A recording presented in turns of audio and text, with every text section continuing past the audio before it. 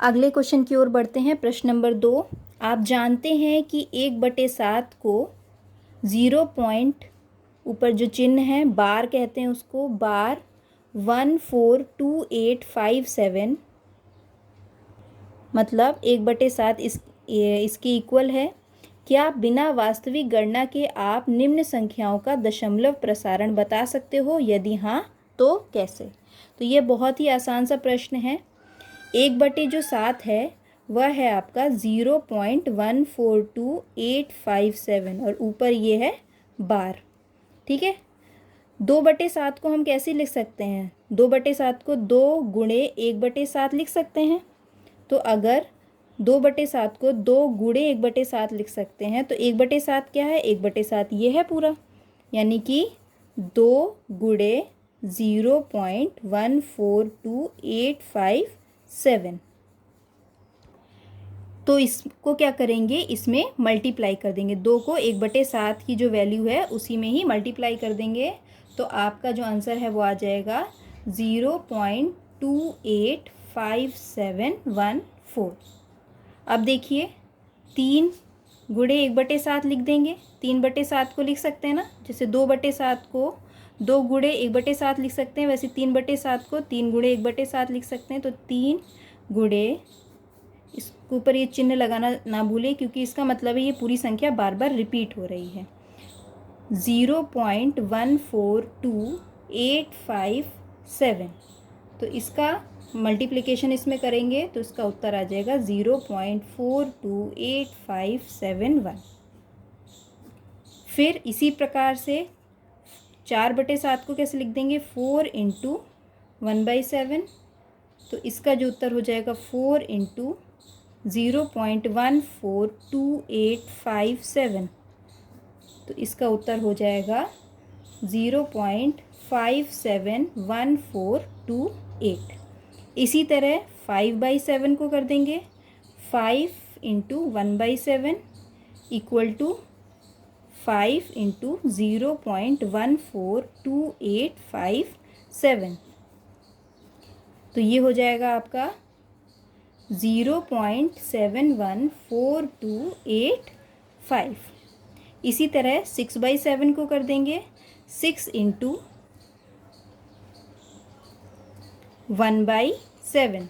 तो ये हो जाएगा 6 × 0.142857, ऊपर बार रहेगा, दोनों में गुणा करेंगे तो ये हो जाएगा 0.857142। चलिए अब बढ़ते हैं अगले प्रश्न की ओर। प्रश्न नंबर 3। निम्नांकित को P/Q के रूप में व्यक्त करो जबकि P और Q पूर्णांक है और Q 0 के बराबर नहीं है। तो इसको हमको P/Q की फॉर्म में लिखना है। तो कैसे लिखेंगे, चलिए देखते हैं। इसके लिए सबसे पहले आपको मानना पड़ेगा, माना x बराबर 0.6 बार। ठीक है।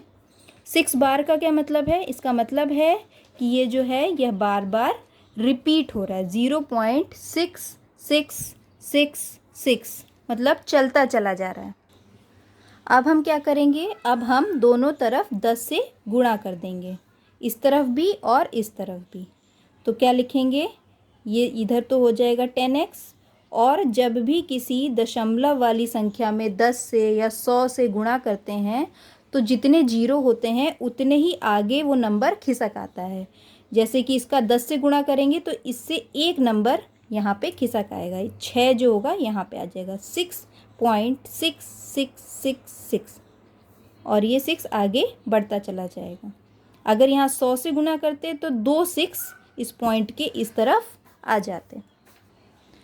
अब हम इसको इस प्रकार से लिख सकते हैं, इस पूरी संख्या को मैं इस तरह से लिख सकती हूँ, 6 + 0.666, यानी कि अगर इन दोनों को मैं जोड़ूंगी तो यही संख्या फिर से हमको मिल जाएगी। यानी कि यहाँ पे 6.0 है, 6.0 को लिखो ना लिखो बात बराबर है। तो यहाँ से 6 उठा लिया प्लस 0.6666, इन दोनों को आप जोड़ेंगे तो यही संख्या फिर से मिल जाएगी। लेकिन आप एक चीज़ देखिए कि 0.666 आपने किसको माना था, यानी कि 0.6 बार आपने x को माना था। x बराबर 0.6 बार था, x बराबर 0.6666। तो इस पूरे की जगह आप x लिख सकते हैं। तो इसको मैं ऐसे लिख सकती हूँ 10x बराबर 6 + x। बाकी आपने अलजेब्रा में पढ़ा ही होगा कि कैसे इसको सॉल्व कैसे करेंगे। x को x इस तरफ आ जाएगा क्योंकि ये पॉजिटिव में है, तो इधर जाके माइनस में हो जाएगा। तो 10x - x बराबर 6, 9x बराबर 6। अब ये क्या है, 9 गुणे x बराबर 6 है। तो यहाँ 9 जो है गुणा में है, तो इक्वल टू के उस तरफ हमको ले जाना है और x की वैल्यू निकालनी है। तो इधर किस में हो जाएगा, भाग में। तो x बराबर हो जाएगा 6/9 और यही आपका आंसर हो जाएगा। ये P/Q की फॉर्म में आ गया। ये थोड़ा सा बड़ा नंबर है, इसको और छोटा किया जा सकता है काट के। तो ये हो जाएगा 3 से काट देते हैं इसको। तो 3 2 × 6, 3 3 × 9। तो ये हो जाएगा 2/3। तो ये जो संख्या है 0.6 बार, इसको आप P/Q की फॉर्म में लिखना है तो 2/3 लिख सकते हैं। 2/3 को 2 को अगर आप 3 से भाग देंगे तो यही संख्या आएगी, 0.6666 बार रिपीट होगी। अब बढ़ते हैं अगले प्रश्न की ओर। इसका सेकंड पार्ट है 0.47। यहाँ जो बार लगा हुआ है 7 पे लगा हुआ है, सिर्फ 7 पे लगा है। इसका अर्थ ये है कि 4 रिपीट नहीं हो रहा है, बार बार 7 ही रिपीट हो रहा है।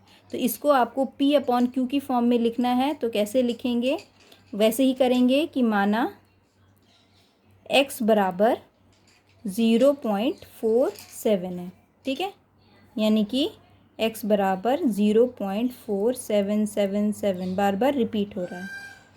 आप क्या करेंगे, दोनों तरफ 10 से गुणा करेंगे तो ये 10x हो जाएगा और ये क्या होगा, 4 आगे आ जाएगा। तो 4.7 बार हो जाएगा, यानी कि 4.777।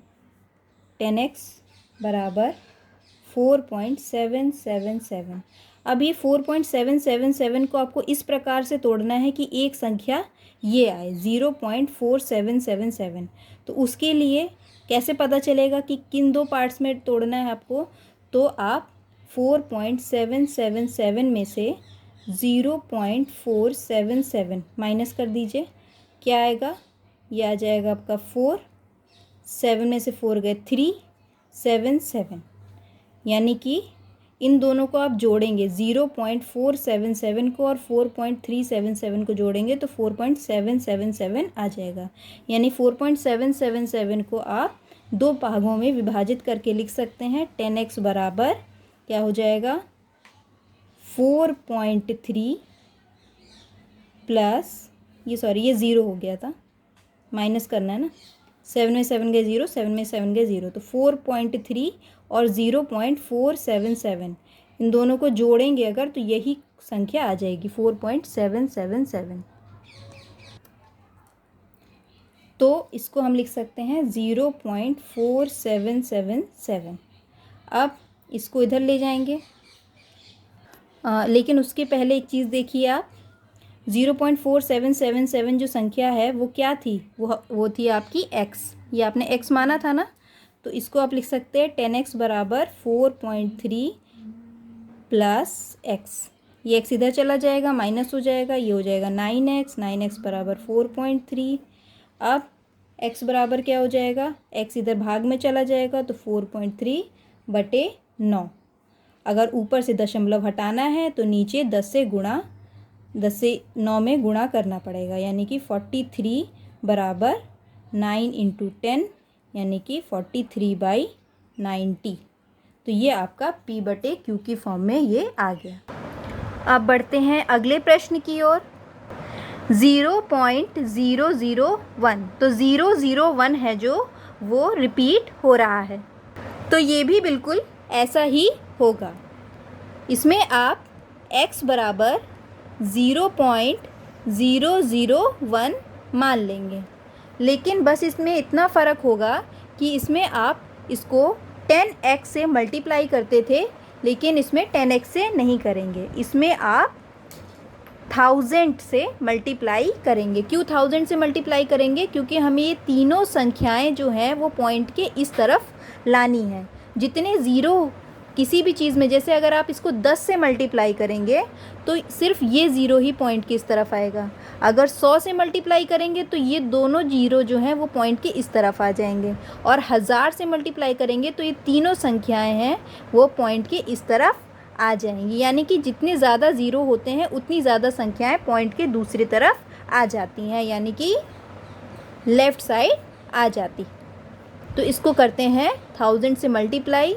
1000x इक्वल टू हो जाएगा आपका 001.001। इसको आप इस तरह से लिख सकते हैं 1000x, 0 का कोई मतलब ही नहीं होता है, तो इसको आप लिख सकते हैं 1.001। इसके ऊपर बार लगा देंगे, ये बार बार रिपीट हो रहा है 001। ये जो पूरी संख्या है इसको आप इस तरह से लिख सकते हैं 1000x इक्वल टू 1 प्लस 0.001 यानी कि इस पूरे को 1 प्लस 0.001 और 001 यानी कि इन दोनों को आप ऐड करेंगे तो यही संख्या दोबारा से आ जाएगी। अब आप ध्यान से देखेंगे तो ये कुछ ऐसा है कि 1000x इक्वल टू 1 प्लस 0.001 बार। ये जो 0.001 बार ये क्या है? यही तो x है, इसको हमने x माना था। तो देखिए क्या हो जाएगा, इसको रख देंगे x, तो 1000x equal to 1 plus x। ये x इधर चला जाएगा माइनस में, तो यहाँ बचेगा 9 और ये वाला 99x इक्वल टू 1। तो x बराबर हो जाएगा 1/999। यही इसका p/q फॉर्म हो जाएगा। अब बढ़ते हैं अगले प्रश्न की ओर। प्रश्न नंबर 4 देखिए, इसमें 0.9999 यानी कि ये 9 है, ये बार बार रिपीट हो रहा है। इसको आपको p/q के फॉर्म में व्यक्त करना है जैसे हमने पहले किया है। तो चलिए इसको करते हैं। बिल्कुल पहले की तरह ही इसको हम मान लेंगे कि माना x बराबर 0.99999। ठीक है, अब दोनों तरफ हम मल्टीप्लाई करेंगे 10 से, इधर हो जाएगा 10x और इधर जब हम मल्टीप्लाई करेंगे 10 से, यहाँ पे एक ज़ीरो है इसीलिए एक 9 पॉइंट के इस तरफ आ जाएगा, तो 9.9999 इस तरह हो जाएगा। अब 9.9999 को इस तरह से तोड़ना है कि एक संख्या ये आनी चाहिए। तो इसको हम कैसे तोड़ सकते हैं? 9 प्लस 0.99999। देखिए संख्या, एक संख्या ये आ गई और एक संख्या ये आ गई, इन दोनों को जोड़ेंगे तो यही संख्या आपको वापस से मिल जाएगी। ये जो संख्या थी आपने क्या माना था? यही तो आपने x माना था, x इक्वल टू 0.9999। तो इस पूरे की जगह x लिख सकते हैं, तो 10x बराबर 9 प्लस x। ठीक है, इधर आ जाएगा ये 10x minus x equal to 9, 9x equal to 9, x बराबर हो जाएगा 9/9 यानी कि 1। इसका जो उत्तर होगा वो हो जाएगा 1।